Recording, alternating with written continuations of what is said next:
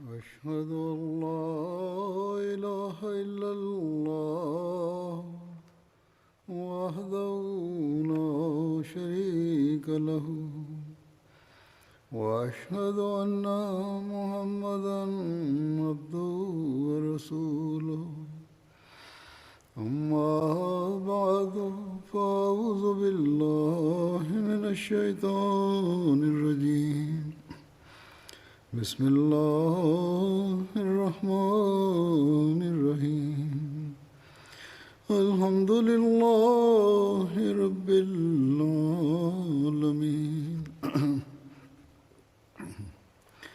الرحمن الرحيم مالك يوم الدين إياك نعبد وإياك نستعين اهدنا الصراط المستقيم صراط الذين أنعمت عليهم غير المغضوب عليهم ولا الضالين.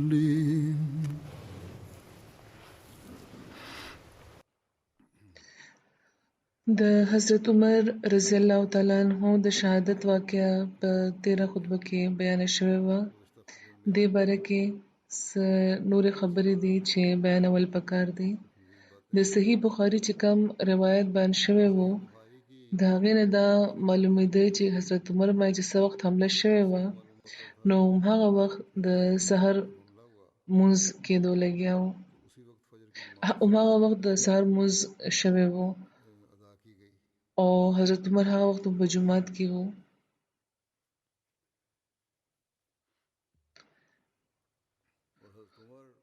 خو په نورو روایتونو کې دا راځي چې په فوري طور حضرت عمر کور ته بوتلی شوي وو او مونځ بیا وروستو شوی و، لکه څنګه چې د صحیح بخاري شارح علامه ابن حجر د دغه روایت د لاندې یو بل روایت نقل کوي او لیکي چې حضرت ابن عباس دا وایي چې کله د حضرت عمر وینه زیاته بدل شروع شوه او په هغې باندې بېهوشي راغله نو وایي ما خلکو سره هغوی اوچت کړ او هغوی مې دغې کور ته ورسول او هغوی باندې دا بېهوشي وه تر هغه وخته چې د سحر رڼا نمایانه شوه او چې کله هغوی له هوش راغلو نو هغوی زموږ طرف ته وکتل او دا یې وفرمیل چې آیا خلکو مونځ وکړو؟ ما ورته عرض وکړو چې اوجې. نو په دې هغوی وفرمیل چې د هغه تن هېڅ اسلام نشته چا چې مونځ پرېښودو او بیا هغوی اودس چارندام وکړو او مونځ یې وکړو. او دې نه علاوه په طبقات کبرا کې هم همدا لیکلي دي چې حضرت عمر اوچت کړی شوي وو، کور ته رسولی شوي وو او حضرت عبدالرحمن بن عوف جمع ورکړې وه. او دا هم ملاویږي چې حضرت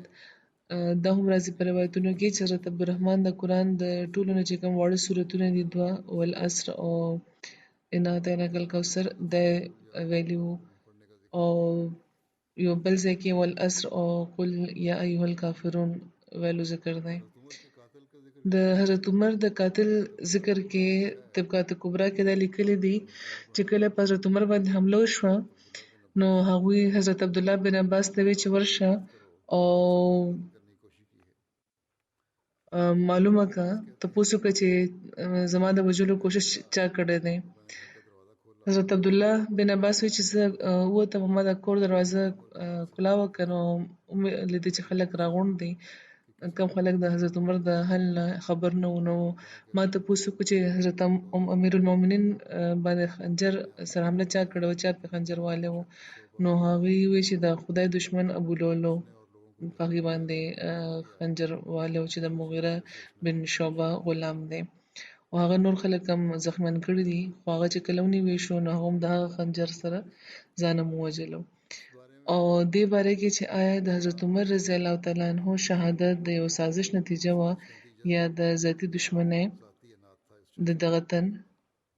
نو د دې چې کوم بیا وروستو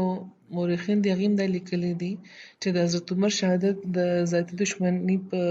وجه نه و، د هغې بنیاد ذاتي دشمني نه و بلکې دا یو سازش و. بهرحال د هغې رایه هم موږ ګورو. د حضرت عمر په شان بهادر خلیفه چې څنګه شهید کړای شوی و، نو په عام طور موږ دا ګورو چې مورخین او سیرتنګاران د شهادت د واقعاتو تفصیل بیانولو نه پس خاموشه شي، او دا تاثر میلاویږي چې ابولؤلؤ فیروز چې په یو وختي جوش و د هغه او غوسه وه د هغې په وجه هغې حضرت عمر شهید کړی و. خو د حال ځینې مورخین او سیرتنګاران په دې باندې تفصیل سره بحث کوي او دا بیانوي چې دا واقعه صرف د یو تن د غوسې په وجه شوې انتقامي کاروایی نشي کېدی، بلکې دا یو سازش و او باقاعده مخکې نه منصوبه شوې وه. د هغې د لاندې حضرت عمر د باقاعده یو مخکې نه جوړې شوې منصوبې د لاندې دا قتل شوی و د حضرت عمر. او په دغه سازش کې د ایران مشهور سپهسالار هرمزان چې په ظاهره مسلمان شوی و په مدینه کې اوسېدو، هغه هم په دې کې شامل و. د حال چې کوم دغه مصنفین دي، نو هغوی د پخواني مورخینو او د سیرتنګارانو نه دا ګیله ده د هغوی چې هغوی ولې په دغه دومره اهم قتل باندې تفصیلي بحث نه دی کړی چې دا یو سازش و. البته د تاریخ او د سیرت یو اهم کتاب د البدایه والنهایه، هغې کې صرف دومره میلاویږي چې دا شک کېږي چې د حضرت عمر په قتل کې هرمزان او جفینه د دې هم لاس و.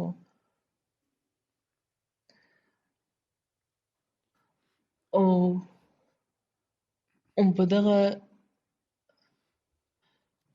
د دغه شک په وجه د حضرت عمر چې کوم سوانحنګار دي، هغې په دې باندې بحث کوي او دا باقاعده یو سازش ګرځوي. په دغه مصنفینو کې یو محمد رضا صاحب دی، هغې خپل کتاب سیرت عمر فاروق کې لیکي چې حضرت عمر به یو بالغ قیدي ته هم دا اجازت نه ورکولو چې هغه د مدینې ته راشي. او حضرت مغیره بن شعبه د کوفې والي و، هغوی یو خط هغې ته لیکلی و چې هغې سره یو غلام دی چې ډېر هنرمنده دی، او د دې په وجه هغوی اجازت غواړي چې د هغه د مدینې ته راشي. او حضرت مغیره بن شعبه وایي چې هغه ډېر کار هغه له ورځي ډېر کارونو نه خبر دی او چې کومو کارونو نه خلکو ته فایده رسي، او هغه لوار هم دی، د نقش نګار ماهر دی، ترکاڼ هم دی. حضرت عمر د حضرت مغیره په نامه خط ولیکلو او هغې له اجازت ورکړو چې هغه د مدینې ته راولېږي. حضرت مغیره د هغه باندې د میاشتې 100 درهمه محصول مقرر کړی و. هغه د حضرت عمر خدمت کې حاضر شو، غلام او د خراج د زیات د ګیله وکړه چې خراج ډېر زیات دی. حضرت عمر ته تپوس کړه چې ته کوم کارونه ډېر ښه کوې، نو هغه ورته هغه ټول کارونه وښود چې کوم کې هغه ته هغه مهارت لرلو. حضرت عمر ورته وفرمیل چې ستا د کارونو چې کوم مهارت دی د هغې په لحاظ خو ستا خراج څه زیات نه دی. نو هغه د خفګان په حال کې هلته نه واپس لاړو. او حضرت عمر یو څو ورځې توقف وکړو او یو ورځ هم هغه غلام چې د هغې له خوا نه تېرېدو نو هغې ورته هغې راوغوښتو ځان ته، او دا یې ورته وویل چې زه خبر شوی یم چې ته ژرنده ډېره ښه جوړه چې په هوا چلي. نو هغه ډېر په غوسه او د ناخوښۍ په حال کې حضرت عمر طرف ته وکتل او دا یې ورته وویل چې زه به تاسو لپاره یو داسې ژرنده جوړوم چې خلک به ډېرې خبرې کوي د هغې باره کې. او چې کله هغه هلته نه تاو شو روان شو، نو حضرت عمر خپلو اصحابو طرف ته متوجه شو، هغوی ته یې وویل چې دغه غلام اوس ما له دمکي راکړه. او یو څو ورځې چې بیا تېرې شوې، نو ابولؤلؤ په خپل څادر کې د 2 څوکو والا خنجر پټ کړی و، او د هغه چې کومه دسته وه هغه د هغې په منځ کې وه، او هغه حضرت عمر باندې حمله کړې وه د هغې په ذریعه، لکه څنګه چې د شهادت په واقعه کې بیان شوی دی. او د هغه یو وار د نوم نه لاندې لګېدلی و. او ابولؤلؤ حضرت عمر سره په یو لحاظ کې نو بغض هم لرلو ځکه چې عربیانو د هغه علاقه فتح کړې وه، هغه یې بندیوان کړی و او د هغه بچه یې د ذلت او د خوارۍ په حال کې د وطن نه په تښتېدو مجبوره کړی و. او چې کله به ما چېرته یو وړوکی ماشوم قیدي به ولیدو نو هغه به راغو، دغه په سر به یې لاس وهلو، دا به او په ژړا به شو، دا به وایي چې عربیانو زما د زړه ټوکړه خوړلې ده. او چې کله ابولولو حضرت عمر د شهیدولو ښه په ښه اراده وکړه نو هغه ډېر په اهتمام باندې 2 څوکو والا خنجر جوړ کړی و، هغه یې بیا ښه تېره کړی و او زهر هم پرې لګولي و او هغه یې د هرمزان ته تللی و، هغه ته یې خیالي و. ورته یې ویلي چې ستا د دغه خنجر باره کې څه خیال دی؟ نو هغه وایي زما خو دا خیال دی چې د ده په ذریعه چې ته په چا حمله کوې هغه به دا به یې ووژني چې د دې په ذریعه په چا باندې هم حمله کېږي. نو هرمزان د فارسیانو سپه سالارانو کې شامل و او مسلمانانو هغه د ستر په مقام بندیوان کړی و او بیا مدینې ته رالېږلی و. چې کله هغه حضرت عمر لیدلی و نو هغه یې تپوس یې کړی و چې د دې محافظان او دربانان چېرته دي، لکه څنګه چې مخکې بیان شوي دي. نو صحابه رضوان الله علیهم ورته ویلي وو چې د دې نه څوک محافظ شته او نه څه دربان او نه څه سکرټري نه څه دیوان. نو هغه بیا ویلي چې دوی ته خو پکار چې نبي شي. بهرحال هغه بیا مسلمان شوی و. حضرت عمر هغه لپاره 2 زره مقرر کړي وو او مدینې کې هغه اوسېدو. طبقات ابن سعد کې د نافع په سند یو روایت دی چې حضرت عبدالرحمن هغه چاړه لیدلې وه چې د کومه په ذریعه حضرت عمر شهید کړی شوی و. هغوی وایي چې ما تېره ورځ دا چاړه هرمزان او جفایدان سره لیدلې وه او ما چې تپوس کړو ته په دې باندې په دغه چاړې تاسو څه کوئ؟ نو هغوی ویلي چې موږ د دې په ذریعې غوښه پرې کوو ځکه چې موږ غوښې ته لاس نه لګوو. نو په دې حضرت عبیدالله بن عمر حضرت عبدالرحمن نه تپوس کړو چې آیا تاسو دا چاړه هغه دواړو سره لیدلې وه؟ هغوی وایي چې او حضرت عبیدالله بن عمر خپل توره راونیوه او هغه دواړه له ورغله او هغه دواړه یې ووژل. حضرت عثمان حضرت عبیدالله راوغوښته او چې کله هغوی لاړه نو هغوی ته یې تپوس کړو چې تاسو هغه دا دواړه کسان تاسو په څه شي ستاسو راپارولي وو چې تاسو دا دواړه کسان ووژل، حالانکې دا دواړه زموږ په امان کې دي. نو حضرت عبیدالله چې دا واورېدو نو حضرت عثمان یې رونیولو، په ځمکه یې راوغورځول، بیا خلک ورمخکې شو او حضرت عثمان یې د حضرت عبیدالله نه بچ کړو. او چې کله حضرت عثمان هغوی راوښتي وو نو حضرت عبیدالله توره په حمایل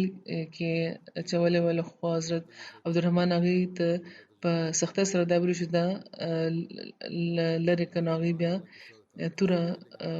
لرې کړې وه او ایښې وه. سعید بن مسیب نه دا روایت دی چې کله حضرت عمر شهید کړی شو، اوس دا یو روایت دی، خدای خبر چې تر څو دې کې رښتیا دي، دا چې کوم ما مخکې بیان کړو زر فرمایي. حضرت عثمان والا کیسه تر څو صحیح ده، خو بهرحال قتل واقع یو بل ځای کې بیانه شوې ده. حضرت عمر چې کله شهید کړی شو نو حضرت عبدالرحمن بن ابي بکر دا وایي چې ما زه د حضرت عمر چې کوم قاتل دی ابولولو د هغه د خوا نه تېر شوی وم، نو جفینا هرمزان هم د هغه سره و، دوی ورو ورو خبرې کولې. چې کله زه د دې ته جوخت ورسېدم نو هغې نو منډه کوه، دا یو خنجر و چې د هغې تر منځه پرېوت او د هغې 2 څوکې وې او د هغې دسته د هغې په منځ کې وه. نو تاسو وګورئ چې په کوم خنجر حضرت عمر شهید کړی شوي دي هغه څنګه دی. چې کله چې هغې وکتل نو هغه بالکل هماغه شان دی لکه څنګه چې حضرت عبدالرحمن بن ابي بکر بیان کړی و. او چې کله حضرت عبیدالله بن عمر حضرت عبدالرحمن بن ابي بکر دا واورېده نو هغوی توره ونیوه په لاس کې او روان شو او هرمزان ته یې اواز وکړو چې کله هغه راغلو نو ورته ما سره شه او چې موږ خپل اس وګورو. په خپله د هغه نه وروستو شو چې کله هغه مخکې روان شو نو دوی پرې د تورې وار وکړو. حضرت عبیدالله بن عمر بیانوي چې کله هغه د تورې ګرمي محسوسه کړه نو هغه لا اله الا الله ویلي وو. او حضرت عبیدالله وایي چې ما جفانیت ته آواز وکړو، هغه د حرا عیسایانو کې عیسایي و او د سعد بن ابي وقاص مددګار و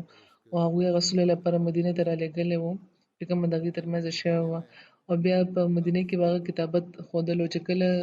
ما هغه په تورې ووهلو نو هغه د خپلو سترګو مخې د صلیب نشان جوړ کړی و. بیا حضرت عبیدالله مخکې لاړ و، د ابولولو چې کومه لور هغه یې ووژله، هغې هم د مسلمانېدو دعوه کوله. حضرت عبدالله ته اراده وه چې نن به په مدینې کې یو قیدي به هم هغوی ژوندی نه پرېږدي. مهاجرین د هغوی خلاف بیا راغونډ شو، هغوی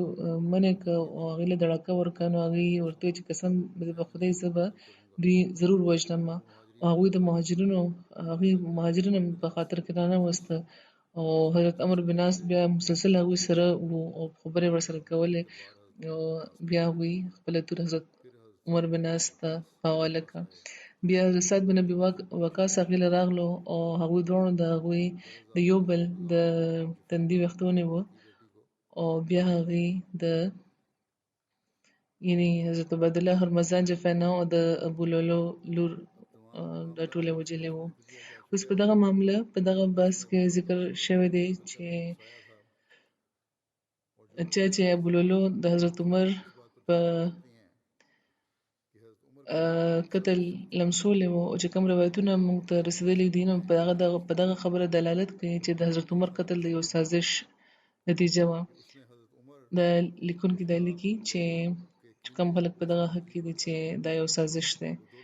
هرمزان دا ټوله منصوبه بندي کړې وه او هغه د حضرت عمر خلاف د ابولؤلؤ کینه او بغض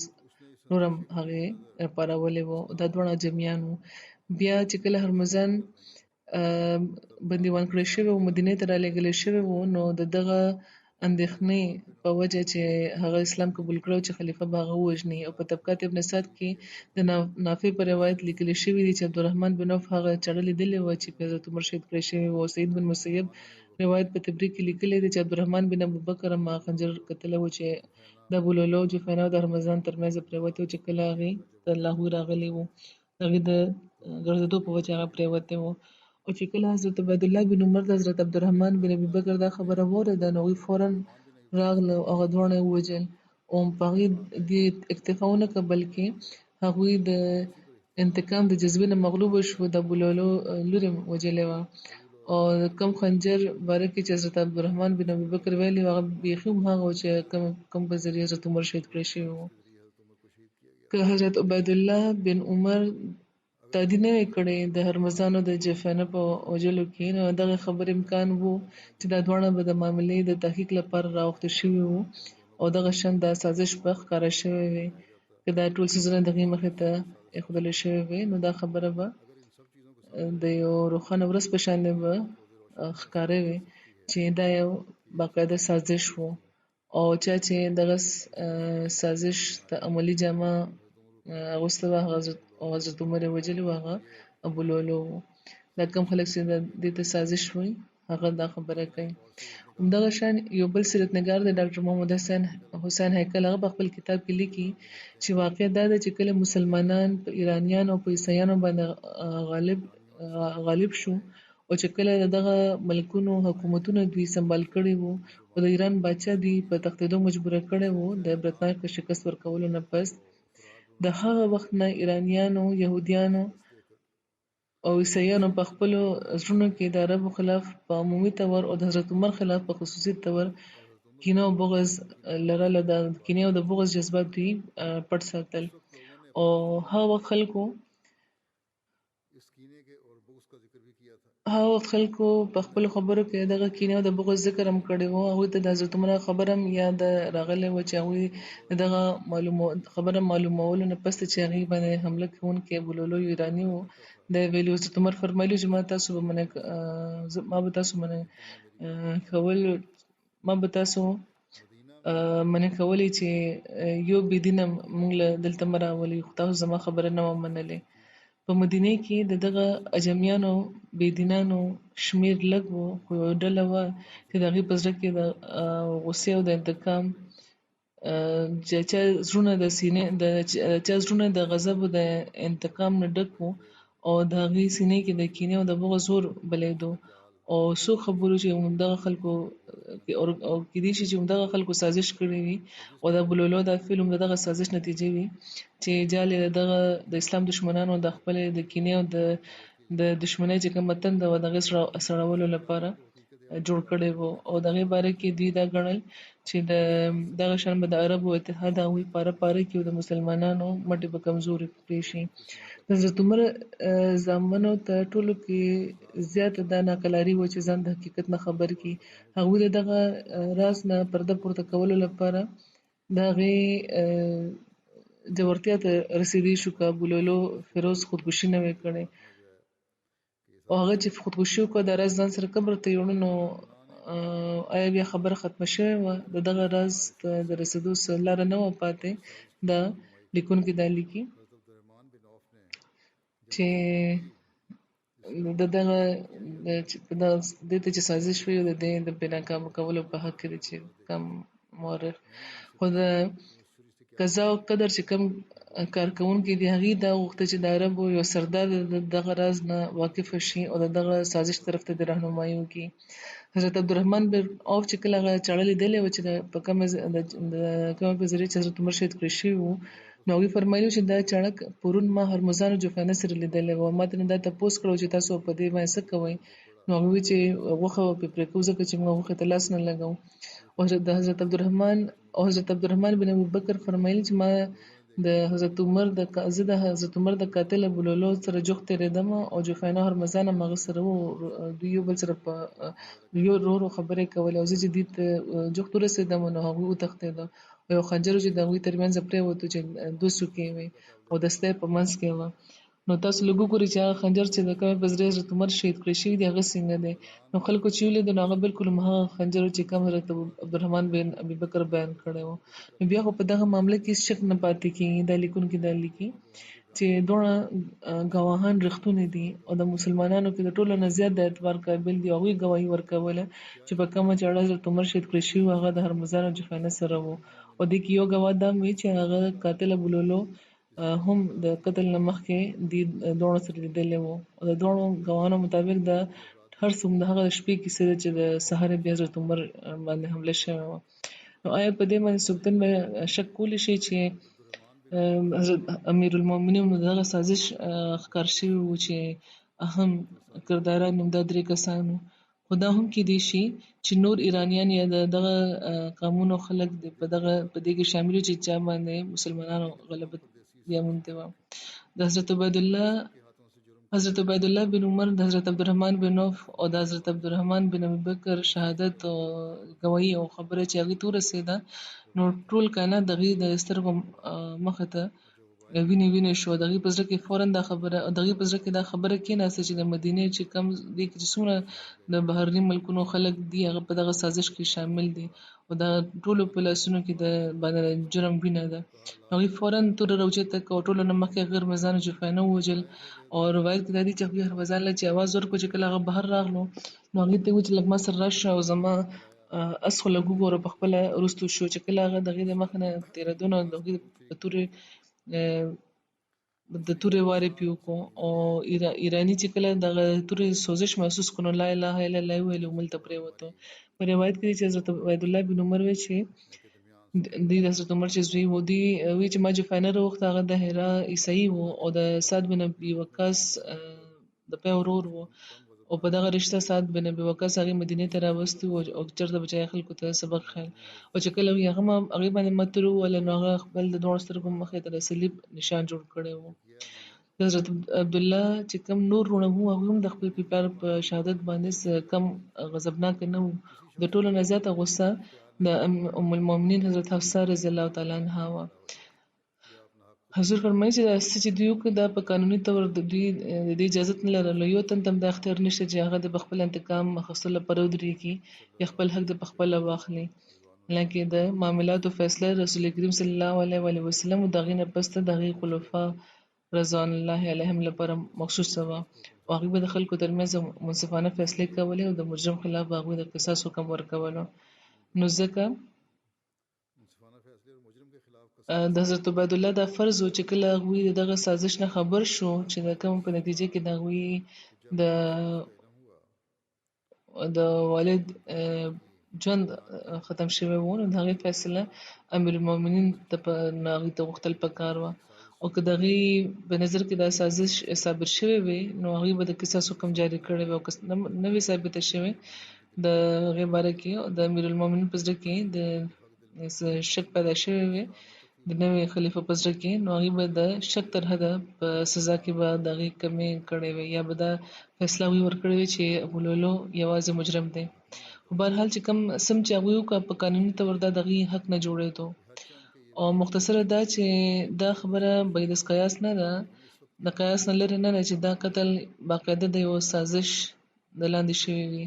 خو د هغه د حالاتو تقاضا دا وه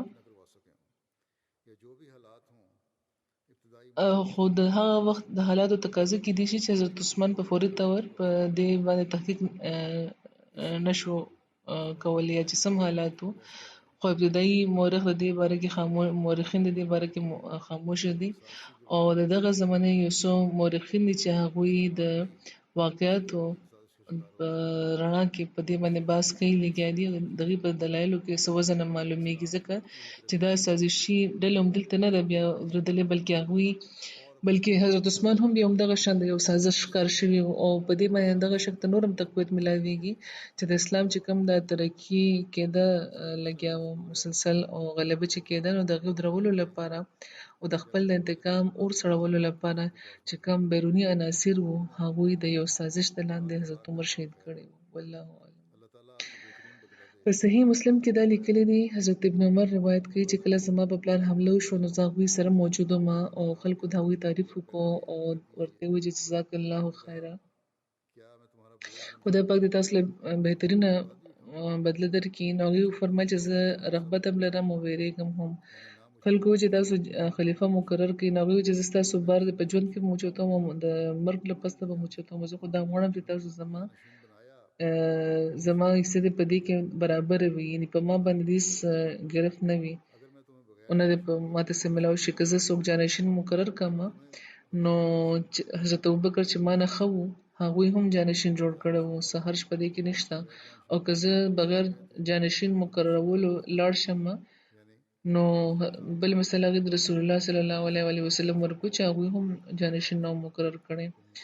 حضرت عبدالله وایي چې کله هغوی د رسول الله صلی الله علیه وسلم ذکر وکړو نو زه خبر شوم چې هغوی به جانشین نه مقرروي. او د صحیح مسلم یو بل روایت دی چې حضرت ابن عمر دا روایت کوي چې زه حضرت حفصه له لاړم نو هغوی وفرمیل چې ته خبرې چې ستاسو والد به جانشین نه مقرروي. نو ما وویل چې هغوی به داسې نه کوي. نو حضرت حفصه وویل چې نه هغوی به هم داسې کوي. وایي ما قسم وخوړو چې زه به د حضرت عمر سره بیا خبره کوم او تر سهاره زه خاموش شوم او هغوی سره مې هېڅ خبره ونه کړه. وایي زما حال هغه دا و لکه چې د دغه قسم په وجه په ما باندې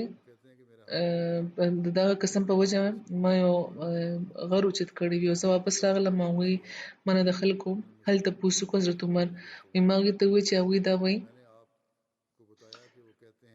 کوم خبرې هغوی کوي هغه ما هغوی ته وویلې او ما خلکو نه یوه خبره دا اورېدلې ده او ما قسم خوړلی چې زه به تاسو هغه خبره ضرور کوم او د خلکو دا خیال دی چې تاسو به جانشین نه مقرروئ. نو خبره دا چې که ستاسو څوک ستاسو اوښان سره یا ستاسو چیلی سره او هغه تاسو له راشي او هغه دې پرېږدي نو تاسو به دا ګورئ چې هغې هغه ضایع کړو او که نه. نو د خلکو نګهباني خو زیاته ضروري ده.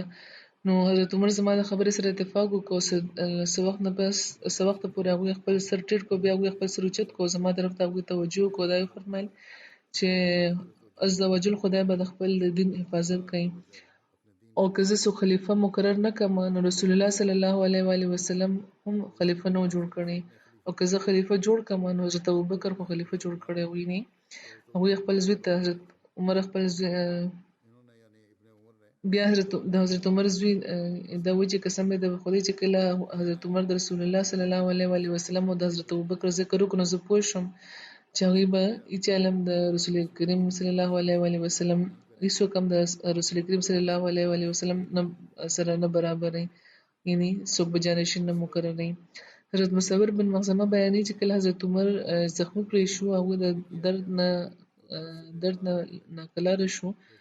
د درد په وجه نو حضرت ابن عباس ورته وویل لکه چې هغې له تسلي ورکولی شي یا امیر المؤمنین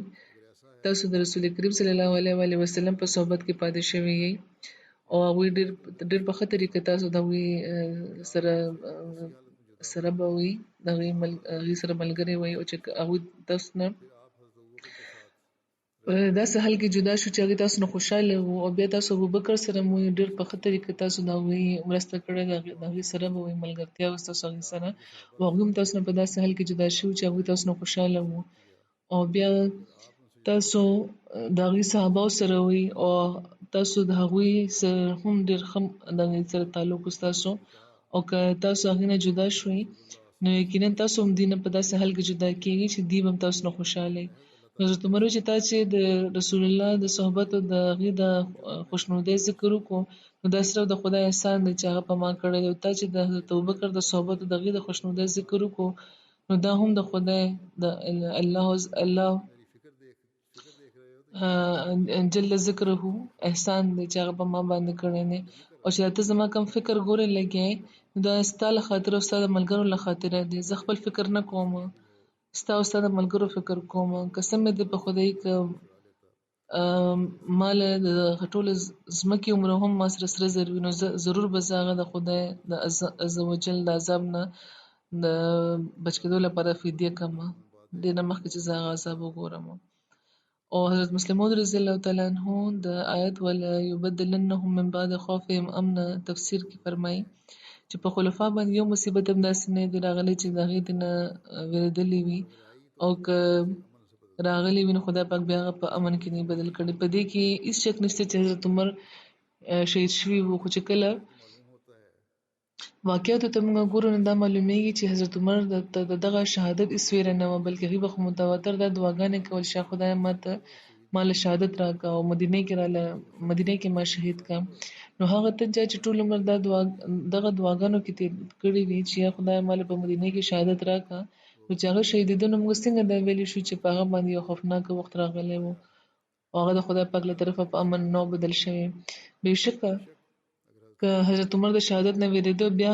هغوی شهید شوي وي نو دا ویل کېدی شو چې خدای پاک د هغې د ویرې حل په امن بدل نه کړو خو هغوی خو به دعاګانې کولې چې خدای ما له په مدینې کې شهادت راکړه. نو د هغې د شهادت نه دا څنګه ثابتېږي چې هغې د شهادت نه وېرېده هم او چې کله هغوی شهادت نه وېرېده نه بلکې د هغې لپاره هغې دعاګانې کولې چې خدای پاک هغه دعاګانې قبول هم کړي نو دا معلومه شوه چې دغه د آیت د لاندې یو داسې ویره هم په هغې نه وه راغلې چې د هغې زړه محسوسه کړې وي لکه څنګه چې په دغه آیت کې ما بیان کړي دي چې همدا ذکر دی چې خلفا چې کومو خبرو نه ویریږي هغه هېڅ چېرې هم نشي کېدی او د خدای پاک دا لوز دی چې هغه به د هغوی ویره په امن بدلوي خو چې هغوی د یوې خبرې نه ویریږي نه بلکې د خپل د عزت او د درجاتو د اوچت والي وجه ګڼي نو بیا هغې ته ویره ویل او دا ویل چې دا ولې په امن بدل نه شو دا یو بېمینې خبره ده. دا نکته هم په دې باندې ځان پوهول پکار دي. هغوی فرمایي چې ما خو چې کله هم د حضرت عمر دا دعا لوستې ده نو ما په خپل زړه کې دا وي چې په ظاهره خو د دې مطلب دا دی چې دښمن دې په مدینې باندې حمله وکړي او د هغه حمله دې دومره سخته وي چې ټول مسلمانان دې پکې تباه شي او بیا دې هغه د وخت خلیفه ته ورسي او هغه هم دې شهید کړي. خو خدای پاک د حضرت عمر دا دعا قبوله کړه او داسې سامان یې پیدا کړه چې پکې د اسلام عزت قایم پاتې شو. نو په ځای د دې چې په مدینې باندې بیروني لښکر راغلی وي حمله یې کړې وي د دننه نه یو خبیث راوچت شو او هغه د خنجر په وار دوی شهید کړه. د غلامانو د ازادۍ په حواله د اسلام تعلیم حضرت مسلم موعود بیانیې ولیکي چې حضرت عمر د شهادت واقع باره کې او د دې وجه هغې بیانه کړې ده چې مخکې خو اسلام دا حکم ورکوي چې تاسو احسان وکړئ او د تاوان نه بغیر دې آزاد کړئ یعنې غلامان او بیا دا وایي چې که داسې نشئ کولی نو تاوان ترې نه واخلئ او آزاد یې کړئ او که یو تن داسې پاتې شي چې یو غلام چې پخپله د تاوان ورکولو طاقت نه لري نو د هغې د حکومت نه چې څوک هم په دغه معاملې کې څوک دلچسپي واخلي یعنې کوم ځای چې هغه راغلی دی د کوم حکومت چې هغه تن دی که هم د هغې په ازادولو کې څه دلچسپي وانخلي نو بیا او د هغې خپل خپلوان هم بې پروا وي نو بیا هغه دې تا له داسې نوټس درکړي خپل د تاوان قسطونه دې پخپله مقررولی شي هغه یعنې کوم چې قیدي دی هغه دې د تاوان قسطونه مقرر کړي او په دغه صورت کې تر څو چې د هغې د ګټې تعلق دی نو چې قسط یې ترنه واخلي باقي چې څومره پاتې کېږي د هغې په ګټه کې نو هغه به هم د هغه وي او عملاً به هغه په پوره طور آزاد وي. څومره چې هغه ګټه کوي نو هغې کې به هغه د تاوان قسط ورکوي چې کوم هغه د ازادۍ لپاره یې ایښی دی او باقي چې څومره هم د هغه ګټي هغه د هغه خپله ده او دا هم یو قسم ازادي ده. نو حضرت عمر رضی الله تعالی عنه یو داسې غلام لګیا شوی هغوی وژلی و چې مکاتبت ورسره شوی وو. هغه غلام چې د کوم مسلمان سره اوسېدو نو یو ورځ ورته هغه دا وی چې زما دومره حیثیت دی چې که تاسو په ما باندې تاوان کېږدئ نو زه به هره میاشت د دغې قسط ورکوم او ورو ورو به بیا ټول تاوان پوره کړم. نو هغوی د هغې یو معمولي قسط مقرر کړی و، هغې به ورکول. یو ځل هغه حضرت عمر له راغو شکایت یې وکړ چې زما مالک په ما باندې ډېر زیات قسط مقرر کړی دی، نو تاسو زما لپاره کم کړئ. نو حضرت عمر رضی الله تعالی عنه چې د هغه د ګټې تحقیق وکړو نو معلومه شوه ورته چې څومره دې باندې قسط مقرر شوی دی د هغې ګټه د هغې نه ډېره زیاته ده. نو حضرت عمر ورته وفرمایل چې د دومره چې ته ګټه کې د دې په مقابله کې ستا قسط خو ډېر معمولي دی، دا نشي کمېدی. په دغه فیصله هغه سخت غوسه شو. هغه دا وګڼل چې زه چونکې ایراني یم نو ځکه زما خلاف فیصله شوې ده او زما د مالک لیاز دې لپاره شوی دی چې هغه د عربو دی. نو په دغه غوسه کې هغه بله ورځ په هغې باندې حمله وکړه او د دغه زخمونو په نتیجه کې بیا حضرت عمر شهید شو. حضرت مسلم موعود نور بیانوي چې په دنیا کې دوه څیزونه داسې دي چې د راستۍ نه د اړولو سبب جوړیږي، یا خو انتهایی بغض او یا انتهایی مینه. انتهایی بغض ځینې وخت په معمولي واقع پیدا شي. د حضرت عمر په وخت کې وګورئ څومره معمولي واقع وه چې په هغې د بغض زیات شو، نو د ټولو عالمي د ټول اسلامي نړۍ ته یې څومره لوی نقصان ورسولو. او زه دا ګڼم حضور فرمایي چې دغه واقع اثر تر اوسه را روان دی. حضرت عمر له یوه مقدمه راغلی وه چې د یو تن غلام دی چې هغه ګټه خو ډېره کوي خو هغه به مالک له ورکول ډېر کم. نو حضرت عمر هغه غلام راوغوښت او ورته ویې چې خپل مالک له زیات ورکوه، زیات قسط ورکوه، تاوان ورله زیات ورکوه. هغه چونکې پېښور خلک به کم وو نو ځکه چې د کم دا لواران به وو او د ترکاڼان به د دوی به ډېر قدر کېدو او هغه غلام به د غله اوړه کولو چې کومې ژرندې وي هغه به هم جوړولې او ډېره ګټه به وه د هغې نه. حضرت عمر د درې نیمې انې د هغې په ذمه کړی وې چې دا به خپل مالک له ورکوي. نو دا څومره لږې پیسې وې خو د هغې دا خیال و چې حضرت عمر غلطه فیصله کړې ده او په دې د هغې په زړه کې بغض ډېر زیاتېدل شروع شو. یو ځل حضرت عمر چې ورته وویل چې موږ له هم یوه ژرنده جوړه کړه نو هغې ویل چې زه به داسې یو داسې ژرنده جوړوم چې ډېره ښه به چلي. نو دا چې واورېده یو تن نو هغه حضرت عمر ته وویل چې دا خو تاسو دړاکه ورکوئ لګیا دی. دا مخکې چې کومه واقعه تېره شوې ده حضور فرمایي چې دې سره یو شان ده دا واقعه. خو بهرحال همدغه غلام نو هغې ویل چې نو حضرت عمر فرمایل چې الفاظ خو په ظاهره دا خبره نه ښیي. لومړي روایت کې دا وي چې حضرت عمر پخپله دا ویل چې دا ماله دمکي راکوي لګیا دی چې لهجه یې داسې وه. او بیا اخر یو ورځ حضرت عمر چې مونځ جمع ورکوله نو همدغه غلام لږې شو هغې په خنجر باندې ووهلو او ویې وژل. حضرت مسلم موعود لیکي چې هغه عمر چې د کروڑونو انسانانو باچا و، د یو لوی مملکت حکمران و چې د مسلمانانو یو بهترینه رهنما و، هغه د درې نیمو انو لپاره ووژلی شو. خو خبره دا چې چا په طبیعت کې بغض او کینه وي هغه درې نیمې انې یا دوه انې نه ګوري، هغه بس خپله تنده سړول غواړي. د هغې طبیعت د بغض لپاره وقف وي او په داسې حالت کې هغې دا نه ګوري چې موږ لپاره د نورو لپاره به نتیجه څه وي. او د حضرت عمر د قاتل نه چې کله دا تپوس وکړی شو چې هغه دا کار ولې کړی و دومره صفاکانه، نو هغې ویل چې زما خلاف فیصله ولې ورکړی و، ما د هغې بدل واخیستو. مخکې دا تفصیل نه بیان شوی، کیدای شي چې څه لږ وخت میلاو شوی وي چې کله هغه نیولې کېدو او هغه وخت هغه دا ویلي و چې ما ځکه دا دوی وژلي وو بیا یې خودکشي کړې وې.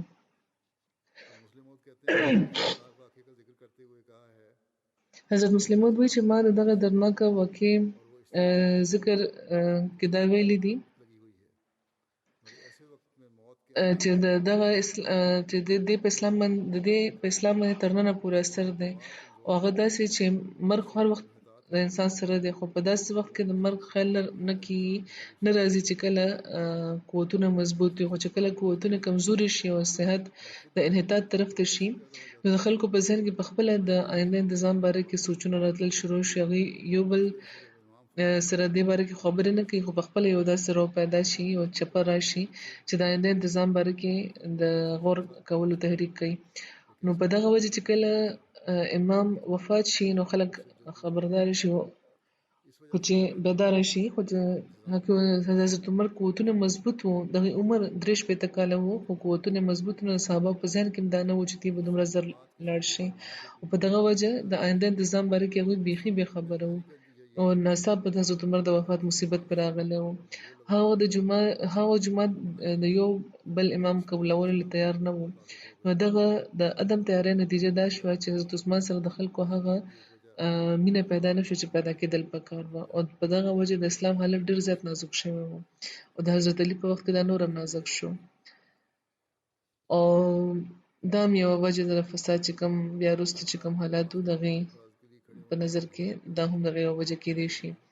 د فتنې په وخت یو څو کسان د لمونځ په موقع باندې حفاظت لپاره ودرول ضروري دي دا هم حضرت مسلم موعود فرمایلي دي او په دغه لړ کې هغوی د حضرت عمر د شهادت واقع بیانه کړې ده فرمایي چې د قرآن دا واضح حکم دی چې د حفاظت لپاره په مسلمانانو کې د نیم کسان ولاړ وي او دا د جنګ د وخت خبره ده چې کله د یوې ډلې حفاظت ضرورت وي خو دې نه استدلال دا کیدی شي چې د وړوکې فتنې انسداد لپاره که یو څو کسان د لمونځ په وخت ودرولی شي نو دا خبره د اعتراض قابله نه ده بلکې ضروري به وي چې دا کیږي فرمایي چې که د جنګ په وخت کې په زرګاو کې په یو زر کې 500 کسان د حفاظت لپاره ودرولی کیدی شي نو آیا د معمولي خطرې په وخت په زرګاو کې 15 کسان هم د حفاظت لپاره نشي ودرولی کیدی دا وینا چې خطره غیر یقیني ده دا یوه بېهوده خبره ده حضرت عمر رضی الله تعالی عنه سره څه شوي وو هغوی مونځ جمع ورکول هغوی مسلمانانو له او مسلمانان هم په مونځ کې مشغوله وو چې یو بدمعاش تن و چې دا یې وګڼل چې دا وخت د حملې لپاره ښه دی نو هغه مخکې شو په خنجر سره یې په هغې باندې حمله وکړه او دغه واقع نه پس هم که څوک دا وایي چې د لمونځ په ښکاره ورکول د هغې د اصول یا د وقار خلاف خبره ده د لمونځ نو دا صرف د خپل حماقت د مظاهره کولو نه علاوه بل څه نه کوي او د هغه مثال هغه بېوقوف په شان دی چې په جنګ کې شامل و یو غشي پرې ولګېدو نو وینې ترې بهېدل شروع شوه نو هغه د میدان وتښتېدو او وینې صفا کولو دا وایي چې یا خدای دا د خوب وي او دا د رښتیا خبر نه وي چې د غشي په ما لګېدلی دی تاریخ نه دا ثابت دی چې په یوه موقع صحابه چې خپل د حفاظت انتظام نه و کړی نو هغوی سخت تکلیف سره مخ شوي وو حضرت عمرو بن عاص چې کله د مصر فتح له تللی و هغوی علاقه فتح کړه نو کله هم چې بیا هغوی لمونځ کولو نو د پیاده انتظام به هغوی نه کولو او دښمنانو چې دا وکتل چې مسلمانان په دغه حال کې بیخي غافله شي نو هغوی یو ورځ مقرره کړه یو ورځ یې وټاکله او یو څو سوه کسانو سره د وسلې عین دوی هغه وخت هلته ورسېدو چې کله مسلمانان په سجده کې وو او چې څنګه هغوی هلته ورسېدل نو په تورو یې د مسلمانانو سرونه پرې کول شروع کړو تاریخ نه دا ثابته ده چې سوونو صحابه په هغه ورځ وژلې شوي وو یا ژوبل شوي وو یو نه پس بل په ځمکه پرېوتو او هېڅوک هم په دې نه پوهېده چې دا څه کېږي لکه یو ډېر سخت نقصان لښکر ته رسېدلی و حضرت عمر ته چې کله معلومه شو نو هغوی ډېر دې ته بیا غوسه کړی او دا یې فرمایلي وو چې تاسو ته معلومه نه وه چې د حفاظت انتظام پکار دی خو حضرت عمر ته څه معلومه وه چې په مدینې کې هم همداسې به هغوی سره کېږي او د دغه واقع نه پس صحابه بیا انتظام کړی و چې کله به بیا هغوی لمونځ کولو نو همیشه به حفاظت لپاره پیره به یې کوله او د حضرت عمر د قرض باره کې چې مخکې هم ذکر شوی دی هغوی تپوس کړی خپل زوی ته یې فرمایلي وو دې باره کې او نور دې کې دا خبره چې خپل زوی د هغوی دا ویلي چې عبدالله بن عمر ته چې وګوره چې په ما باندې څومره قرض دی هغوی چې حساب وکړو نو 80,000 درهم وو نو هغوی فرمایلي وو چې که د آل عمر مال دې لپاره کافي وي نو د هغې د مال نه زما دا قرض به ورکړئ او که د هغې مال کافي نه شي نو بیا بن ودي بن کعب نه به وغواړئ او که هغه هم کافي نه شي نو د قریشو نه به وغواړئ او د هغې نه علاوه بلې چاته مو نه وایئ صحابه خبر وو چې زموږ د امام چې دومره ساده ژوند تېروي هغه دومره زیاتې پیسې په ځان باندې خرج کولو لپاره نه وي اخیستې او هغوی ته معلومه وه چې دا پیسې به هغوی د حاجتمندو او غریبانو باندې خرج کړی به یا دومره قرض چې په دې باندې راغلی دی نو ځکه عبدالرحمن بن عوف وویل حضرت عمر ته چې تاسو د بیت المال نه قرض واخلئ خپل د قرض ولې تاسو داسې نه کوئ چې بیت المال نه قرض واخلئ حضرت عمر وفرمیل چې معاذالله ته دا غواړئ چې ته او ستا ملګري ما نه پس ته دا وایي چې موږ خو خپله برخه عمر لپاره پرېښوده نو تاسو اوس خو به مله تسلي راکوئ خو زما پسې به بیا داسې مصیبت به پیدا شي چې د هغې نه د وتو نه بغیر به ما لپاره د نجات بله څه لاره نه وي. او بیا هغې نه بس حضرت عمر خپل زوی ته وفرمایل چې زما د قرض ذمهواري قبوله کړه. نو د هغوی هغه ذمهواري قبوله کړه او حضرت عمر لا ښخ کړی شوي نه وو چې د هغې زوی د شورا اراکین او یو څو نصارا یې ځان سره په دغه ضمانت باندې ګواهان کړه چې کوم د قرض د ذمهواري هغې اخیسته وه. او د حضرت عمر تدفین ته لا جمعه نه وه تېره چې عبدالله بن عمر د قرض هغه پیسې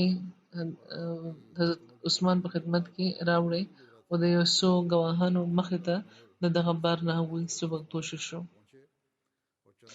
د قرض د ورکولو باره کې د یو بل کتاب دی وفا الوفا، په دې کې روایت ملاویږي حضرت ابن عمر نه دا روایت دی چې کله د حضرت عمر د وفات وخت جوخت راغلو نو هغوی په ذمه قرض و. نو هغوی حضرت عبدالله او حضرت حفصه راوغوښته، هغوی ته یې وویل چې زما په ذمه د خدای مال نه یو څه قرض دی او زه دا غواړم چې زه خدای سره په دغه حل کې ملاو شم چې زما په ذمه هېڅ قرض هم نه وي. نو تاسو دا قرض پوره کولو لپاره دا کور به خرڅ کړئ چې په کم کې تاسو اوسېږئ او که څه مال کم شي نو د بنو عدي نه به یې وغواړئ او که بیا هم څه پاتې وي نو د قریش نه پس به بیا بل چا له به نه ځئ. نو د حضرت عبدالله بن عمر د هغې د وفات نه پسته یعنې د حضرت عمر د وفات نه پسته حضرت معاویې له لاړو او هغوی د حضرت عمر هغه کور په بیه واخیستو. حضرت معاویې یعنې چې دارالقضا ورته ویلی کېږي. حضرت عمر ابن عمر یعنې عبدالله بن عمر د هغه کور خرڅ کړی و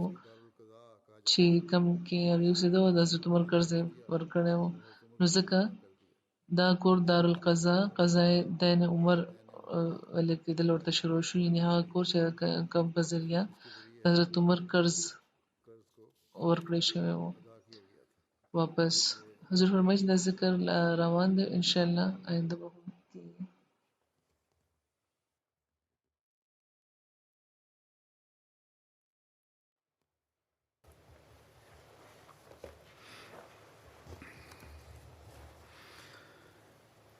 الحمد